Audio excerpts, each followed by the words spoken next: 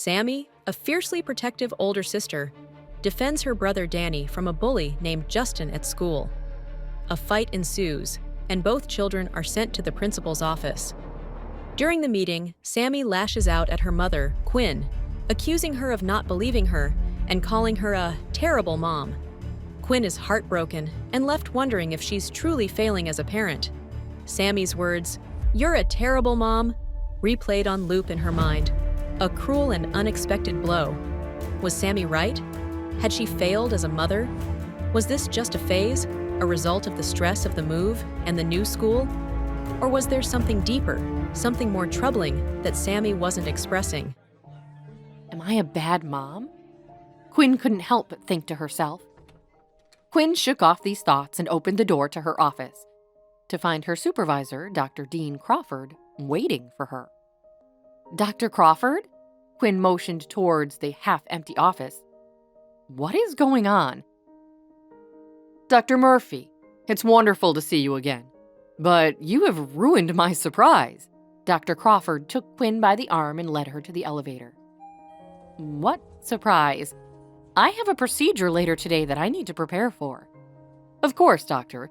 This surprise will take no time at all. I wanted to tell you about this earlier, but you had that rush of patients and we didn't get the cleaners here in time. In time for what? Quinn asked as Dr. Crawford pressed the button for the top floor, where all the executives and other supervisors, like him, had their offices. Quinn stepped off the elevator and onto the plushy carpet. Dr. Crawford led her to the corner office and opened the door with a dramatic flourish. Welcome to your new office, Dr. Murphy. The office was gorgeous, with lots of natural light from large windows and a plush office chair in front of a massive desk. Whoa, this is... Quinn mumbled. I know. Beautiful, isn't it? Quinn nodded. I guess I'm just wondering why I am being given such a lovely gift. I haven't been promoted yet, and I'm not a supervisor like you.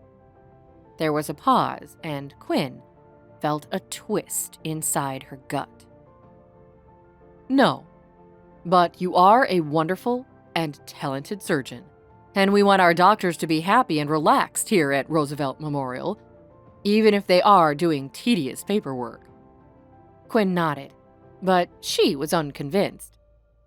This wouldn't be because I'm Fred Smith's fiancé, would it? Dr. Crawford froze. He forced a smile on his face. Of course not, Doctor.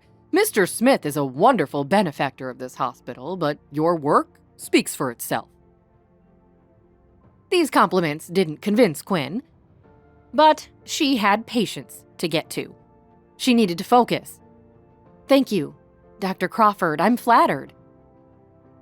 Later that day, after her rounds and once she was alone, Quinn sank into the plushy chair in her swanky new office until her cell phone vibrated across her desk.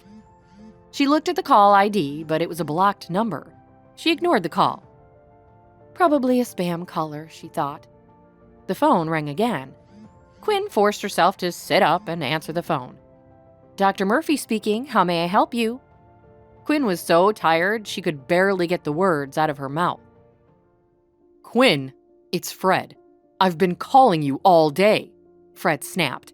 Quinn sat up and looked at her phone, and there were over 20 missed calls. I was with patients. Are you okay? Did something happen? Have you had another seizure? Quinn rattled off every thought that bounced around her brain at that moment. She was worried about Fred. She was concerned about the kids. She was nervous about performing well at her job. She felt pulled in a million different directions. No, but I do have an emergency that I need your help with. What? Is someone else hurt? No. I will be by the hospital to pick you up in 10 minutes. Can you be ready for dinner by then? I guess, Quinn said. But what is going on, Fred? I'll explain in the car. Fred snapped and hung up. Quinn stared at the phone. 10 minutes later, driver up front nodded his cap to her from the front seat. She smiled back and waved. Fred sat beside her in an expensive black suit. He leaned forward to adjust his tie in the rearview mirror.